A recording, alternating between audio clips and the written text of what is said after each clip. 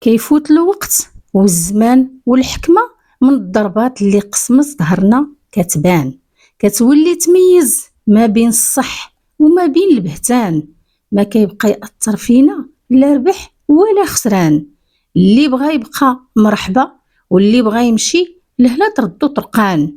القعاد وحدك بين يدين الرحمن كتخليك ترتاح من كحل الراس الجيعان وتنال الغفران. الصحة كتغدر وقليل الأصل ياكل وينكر، واليوم معشي وغدا لا علم الله واش غادي تفطر. الدنيا دورة وآخرها حفرة، وسعداتك يا اللي ما ناسي لا الأولى ولا الأخيرة. البني كيبدا من الساس والهديم كيبدا من الراس، والولد كيف تربي من الأساس. إلا قوى عودو وعلى الصحة عمرو يركبك الوسواس، وإلا كبر مفشش بلا إحساس نتا الأول اللي غادي تأدي الخلاص. السلام عليكم متتبعي الأوفياء، كي دايرين؟ لاباس عليكم؟ نتمنى تكونوا في أحسن الأحوال، وهذا العرض يلقاكم في أتم الصحة والعافية.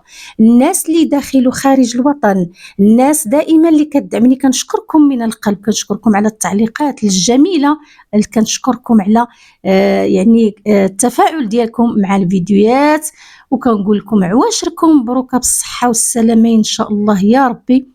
والله تدعي معكم الوالده في هاد العواشر كاملين بالصحه والسلامه وبالهدايه لوليداتكم، ويجعلهم ان شاء الله مرضيين مهديين يا ربي، وتمتعكم بغلتهم، وليس الغله مال فقط، الغله رضا، الغله داك الرضا غيهزوك غيبروا بيك غيحنوا فيك، هذا هو الله يمتعكم بغلتهم.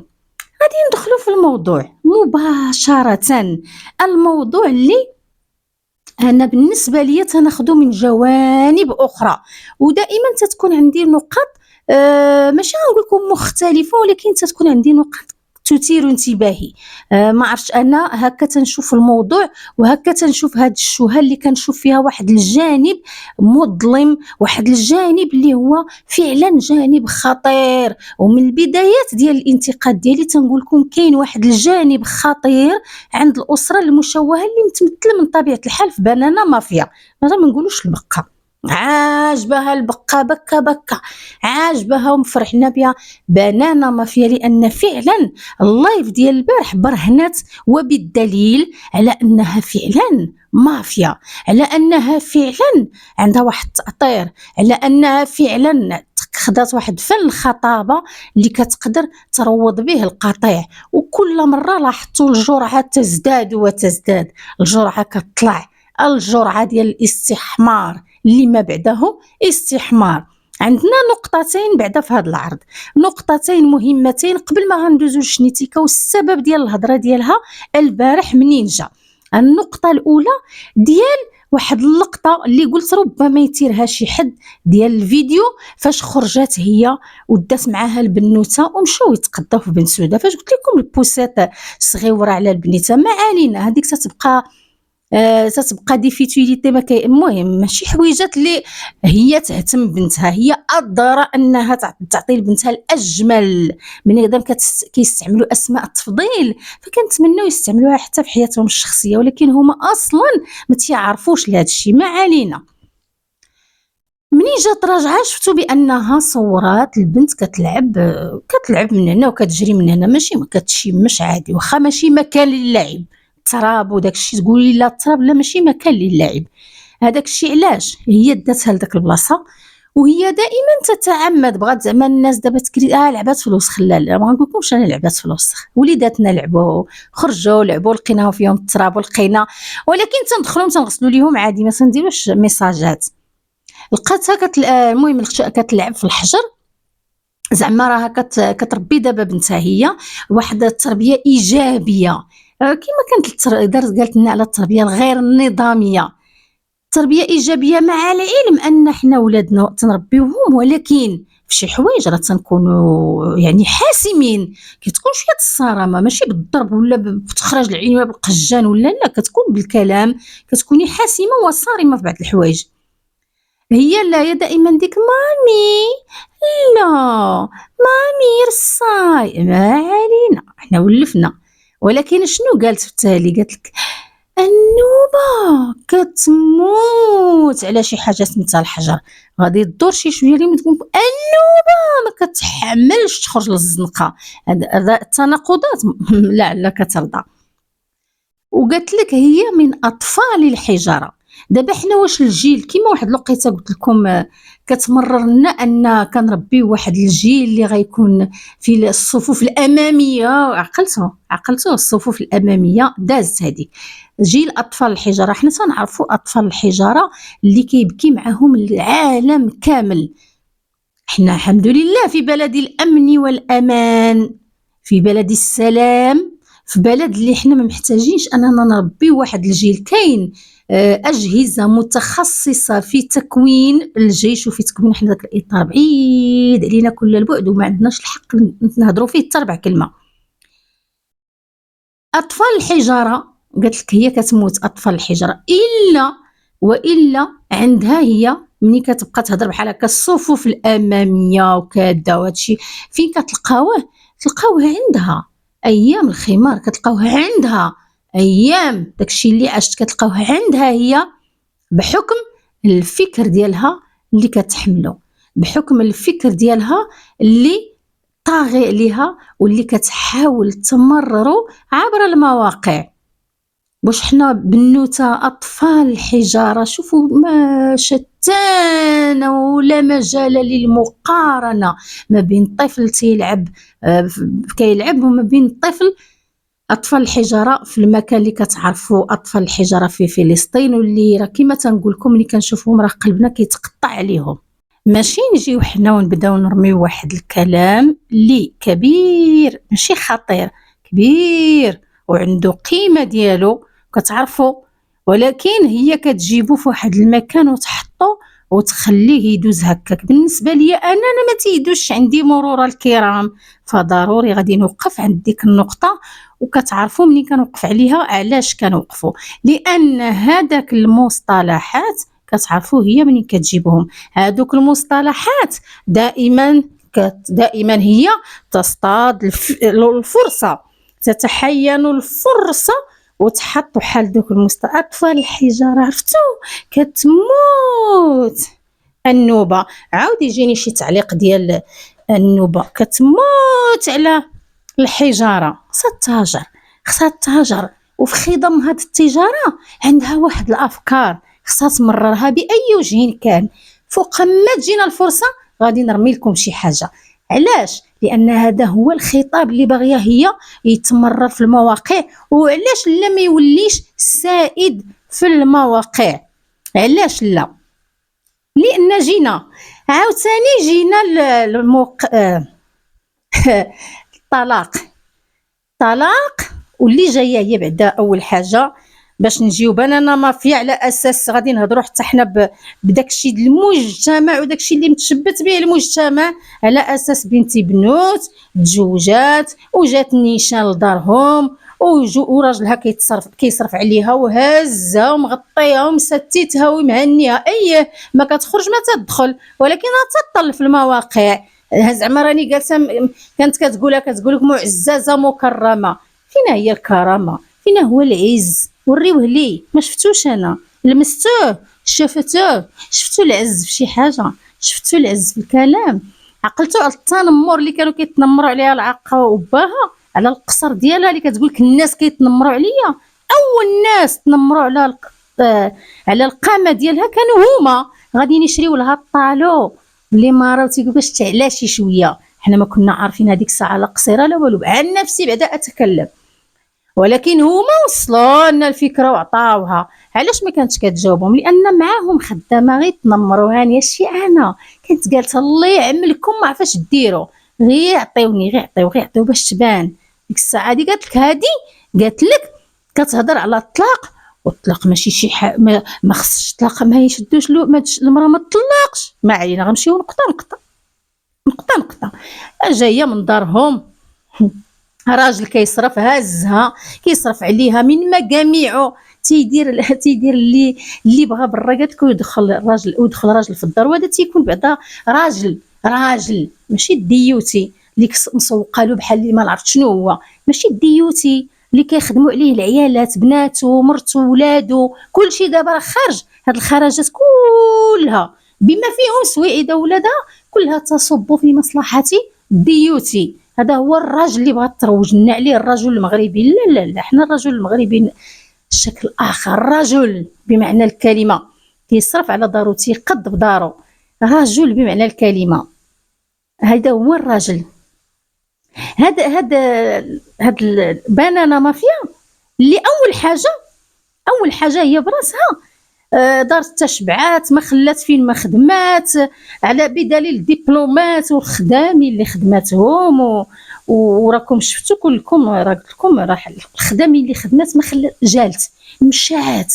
ولكن هنا ما تعلمتش من الحياه غير حراميات، لان اللي جال بزاف احسن من اللي عاش بزاف، ولكن كيستافد وتيرقى. فشفنا ان هي لا عاشت غير في المستنقعات، بقات من المستنقع المستنقع حتى وصلت لهذا المستنقع ديال الاسره المشوهه اللي كتبين لنا وكتشوف على ان الديوتي شي حاجه، الديوتي شي راجل بكتافو وجات هي وكتعاونو. ماشي مشكل كتعاون المراه، ولكن حنا ما شفناش هذا الشيء. شفنا ان خدام بهم طلعي انت بمؤخرتك وطلعي انت بصدرك وطلعي انت بفخدك وطلعي انت بمناطقك الحساسه وديري. ما شفناش جات دخلت على واحد السيد خراز بمهنته وهي كتنبت ولا كدير شي حاجه. لا، شفناها جات عند واحد الاسره مشوهه وعرفت ان تما فين غتخدم فعلا راه خدامه، ولحد الساعه باقيه خدامه، ولحد اللايف ديال ارشادات الطلاق وما الى ذلك راها خدامه بالاسره المشوهه. قالت لك تربات عند الرجال. المراه اللي تيربيوها فعلا الرجال تيكون في عقد زواجها اب او اخ او عم، ما تيكونش فيها السرباي لا وجود كاع شي راجل تما. المراه اللي تيربيوها الرجال فعلا كتكون كتولي عندك داك الاحترام الام ديالك الاب ديالك الكبار كلشي من المسلمات. هذوك رباوك. الام ديالك كتبقى ام، واخا تولي انت ام ولا جده كتبقى الام ديالك هي الام، ما كتبدلش النظره. في حين حنا تنشوفوا داكشي كله لا وجود له. فاين تربيه الرجال؟ وفين هما هاد الرجال؟ وفين ترابيهم يبانوا؟ فين؟ ما كاينينش. دابا انا تاكدت من واحد النقطه مهمه ديال النموذج اللي تابعها واللي كيصفق لها. تاكدت من هذه النقطه ديال الطلاق ما هما الا الخانعات المدلولات. قالت هي الخانعات المدلولات. لاننا ما عرفناش بان ملي كتخرجي من داركم ما كتعاوديش ترجعي، ما ترجعيش ليها مهما حدث. ما يمكنش. علاش؟ واش والدينا حنا لقاونا في الزنقه باش يسدوا علينا البيبان في مره؟ لا، ما ترجعيش مهما حصل. هما راه الشيء كتقول لك هي وهما مهما حدث ما ترجعيش. رباونا على ان الزوج هو الحياه الجديده، رباونا على ان المنزل الاخر، رباونا على بزاف ديال الحوايج واحترام الزوج وداكشي يكون متبادل. ولكن ماشي قالوا لنا سيروا سدوا علينا البيبان وقالوا لنا باي باي مع السلامه، عمرك ما تعاودي ترجعي لهاد الدار وبلا راجلك واخا يدير لك اللي دار لك. لا، هادشي ما سمعناهش. صبري بشي مسائل كنصبروا، الصبر كاين، ماشي نقولوا راه ما كاينش. كتصبري راه من طبيعه الحال. كتخرجي من داركم شكل، الطباع تختلف، بزاف ديال الحوايج. كتجي لواحد الاسره طباعها شكل، اكلها شكل، كلشي. ولكن ماشي لدرجه الخنوع انني صافي ما بقات لي لا طاسيله لا والو، واخا ما عرفش يدير فيا هذا الراجل، لا نصبر ونبقى شاده بيدي وبسناني. لا. وهذا الشيء راه في نفس الوقت راه حاطه قدامها واحد جوج الناس وجالسه كتقرطس، وانتم عارفين شكون اللي حاطه العقل. راه حاطه وكتقرطس وتصيفط في القرطاسات، راكم عارفين شكون. جوج الناس حطاهم. منين سولاتها واحد المتتبعه واللي ما قداتش الدور فيها وقالت لها انت طلقتي مرتين. قالت لها بعدا طلقت مره واحده. هي كانت نكره كاع واش مطلقه، دابا راه ولات كتعترف بشويه. طلقت مره واحده وكانت عندي اسبابي الموضوعيه. ومادام نحن في لايف ومع طالع معنا نساء اللي بغاو يستافدوا متتبع ديالها واللي هي كتعطيه المشوره في الماكياج، في الاكل، في الخروج، كيفاش تتعاملي مع الزوج، كيفاش تشدي الزوج ديالك، كيفاش تكوني في بيت الزوجيه، كيفاش تغضبي في بيت النعاس وتغضبي فوق المخده ديالك وتغضبي في بلاصتك وتجلسي بلاصتك. مادام هادشي كله هي حطات والمتابع ديالها وقالت لهم ودي ها كي دايره الحياه الزوجيه، عطات لنفسها انها تكوتشي واحد الخانعات المدلولات، عطات لنفسها تكوتشيهم، ولكن ما علاش ما تعطيهمش داك السبب الموضوعي يستافدوا للافاده. مادام نحن هنا ولا عندنا محتوى كنفيدوا به الناس، غير مره المكياج، مره التجميل، مره المهم اللي بغى اللي يطلع في الطريق نطلعوا به الله يبغى يطلع، المهم خدامين، وهذا نعطيوهم الموضوع السبب الموضوعي علاش لانها تحبس، ولان كانت فلوس، ولان واخا خرج دابا من السجن كتعطيه فلوسو تسجن، وهي راه ما قلت لكم السيكوباتي راه ما كيتحملش حياه طويله الامد، راه دابا لاصقه لان صافي سالات فضات وعرفات راسها ان مع صافي ما بقى لا فين غتجول ولا تصول صافي.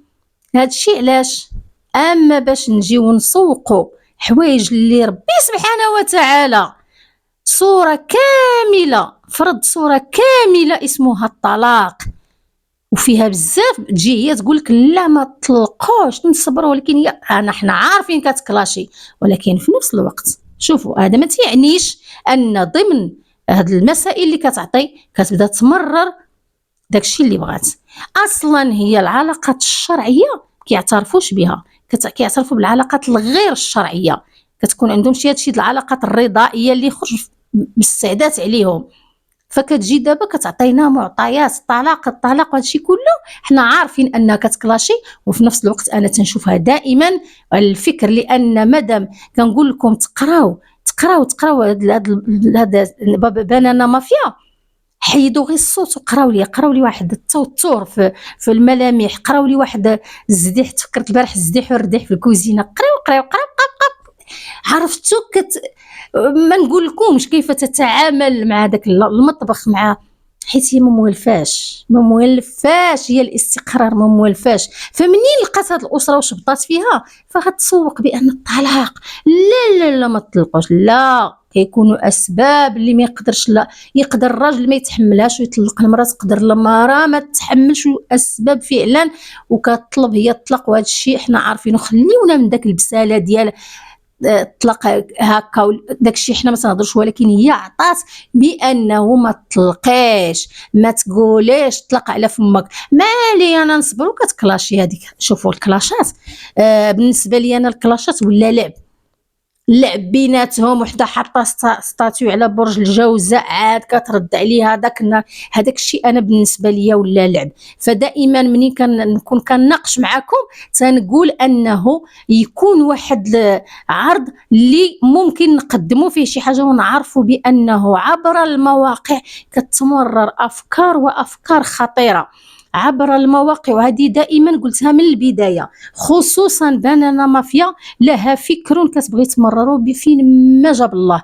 هي منين كتكون كطيب، هي منين كتكون كتجمع اي حاجه ما كدوزهاش الا وكدوز معها واحد السطر، ودابا دوزت لنا حصه كامله لدوك الخانعات ديالها اللي كتبين ان الطلاق لا ما يكونش وحين ان قلت لكم ربي سبحانه وتعالى فرض صوره كامله اسمها الطلاق، والرسول صلى الله عليه وسلم وبناته والصحابه نموذج. فالطلاق لا ينقص من قيمه المراه ابدا. هذه هي الخلاصه اللي نقدروا حنا نخرجوا بها بدل الخنوع. المراه منين تخرج من دارها ما تغضبش خارج الغرفه وتصر على الكلمه ديال تيقلب عليا في الليل وما يلقانيش ويتعصب، ومره اخرى كتقول منين جبت النوبه كتجبد الودنين. البعض دائما خصكم تذكروا لبعض الناس اللي في بالي وبالكم كجبت النوبه لانها جبت كثرتها زعما اثاره الجدل. المهم سطرولي على داك الكلمات دائما تسمعوهم بزاف، ما نتوما تسمعوهم خصوصا من بعد التهميش والتدليل وداك الشيء كله اللي كاين. منين تيقول لها ما تنوضيش تنوض عندها وكتنعس في الفوتاي كتنعس ويقول لها ما تنوضيش، جلسي جيبيها حدايا، ماشي جيبيها باش ما يتصدعوش. قالت لك هي باش ما يتصدعش، على اساس كاينوض الصباح يمشي مسكين يخدم، راه غينوض مع بونبر وراه ناعس غير خليه تصدعوا ويقابل وينعس. مع العلم أن حنا تنعرفوا الزوج ما كيتصداش من ولادو، راه وليداتو، راه بنتو هذيك، راه حنا تنقول لكم راه بنت بكريشه، راه بنت الديوتي، بنت الديوتي، يا الزابين يديه ويدادي وتنعس وينعسها ويرضعها وكلشي. ايوا شنو علاه في نظركم دابا نتوما بالنسبه ليهم الخروج ديال الديوتي؟ غادي نقول لكم هذه ونخليو لي رايكم في خانه التعليقات. شفتوا انهما راه شافوا خروج دنيا باطمه، وشافوا شنو كان، بان راه كانت مورقه داك الاستقبال بناتها، بان راه كان قبل له وما عاد مازال هذوك البنات كبار. كيفاش نتوما دابا في نظركم ان هاد البنت اي شخص راه داك النهار خرجه في البوسيت دايز راجل بابا بابا، كتقول بابا لكلشي، كتقول بابا لاي رجل ذكر، بابا بابا بابا، هي كتحاول تعلمها عمو بابا. فهاد البنت كتوريها التصويره منين غادي تخرج، خاصهم شويه ديال، خاصهم وقيت، خاصهم واحد الوقيت باش يقادوا المسائل. بزاف ديال الحوايج خاصها تقاد، لان المتابع راه ليس بالغبي، وإلا كانوا هذوك اللي معاها اغبياء ولا كيتغاباو وكيغطيو هذا الشيء، فراه المتابع ليس بالغبي. وكنعرفوا ان الا كانت هاد البنوته موالفه، غادي يسمعوني ناري غيحفظ موالفه فعلا يعنقها باباها وتعنقو كيما فاش كانت الحيمه وكيدير لها البو ابو وكيحطها في شونو الحويمض. قالت لك ويلي ملي كيقولوا بحال هكا بيبي قالت البو ابو. هو المهم نتوما تفكروا معايا داك الشيء كامل، قالت لك البو ابو وهي دارت لها الضفي، دارت لها الفرقه، يعني شي حوايج والله العقل ما كيتقبلهم، لان حنا تنعرفوا كيفاش داير داك القسم. ماشي بوحدها اللي بوحدها، خليونا نكونوا موضوعيين وصافي سالينا سدات مادام. المهم عندهم بزاف ديال الحوايج خصهم يضبطوها، بزاف د الامور كيما دابا شنيتيكا تضبط امورها وضبطاتها ومشات لدارها من بعد ما كان هناك واحد ما نقولكمش الصراع، لان دوك الناس كيتصارعوا ويرجعوا. المهم كما تنقولوا ما عرفتش واحد ما نقولهاش تكون المغرب شي ناس كتفطر مساكن نوض لهم قلبهم، فهما كيديروا هذا الشيء كامل. راه ماشي تمشات باش تعاود ترجع، لا، لان فعلا ما كتقدرش تصور عندها، صافي هي سدات الباب ما يصور حد، انا نصور فيها. صورت داك النهار داك المطبخ مرون، وبالتالي سمعت عليه الهضره اللي زعما داك الميكروب ما رضاش على مو مشى وطاطا من طاطا. وثاني حاجه انه ممكن، لان شفتوا ان العقبات راه كتمهد لشحال من حاجه، فبالتالي هي غتصرف على قبيله. ما لاحظتوش ان هاد راه عطله، ولكن ما كاينش داك التجمع كما العاده. المهم كتعرفوا ان دوك الناس ملي كيبغيو يتحاسبوا، ملي كيبغيو يحسبوها بالدرهم كيحسبوها بالدرهم، ولو ان عندهم الملايين كيحسبوها بالدرهم. فكتهضر شنيتيكا على ما كلتي انا بالريجيم، وفين المشكل؟ وهي ما كلتك بالريجيم، وفين المشكل؟ غنطيب ماكله بالريجيم وماكله الناس العاديين، على فين المشكل؟ انا عندي الوالده ريجيم ديال السكر والطونسيون الملحه وبزاف ديال الحوايج، ومع ذلك احنا قايمين. اللي كياكل العادي تياكل العادي، واللي تياكل ماكله الريجيم كنطيبوا له ماكله الريجيم. تقهرات بالشقه، ايوا اللي حط راسو في شي حاجه غادي يبقى فيها. حطات راسها في هذا الشيء ديال الشقه وحطات راسها في الفواطه، تبقى ديما في الفواطه، ما غاديش تلقى شي مستوى اخر. بغات الادسنس هي تابعه الادسنس، بغات الجهه الرابحه هي تابعه الجهه الرابحه. على الاقل مع بنانا مافيا كانت كتصور، هذه قطعات عليهم.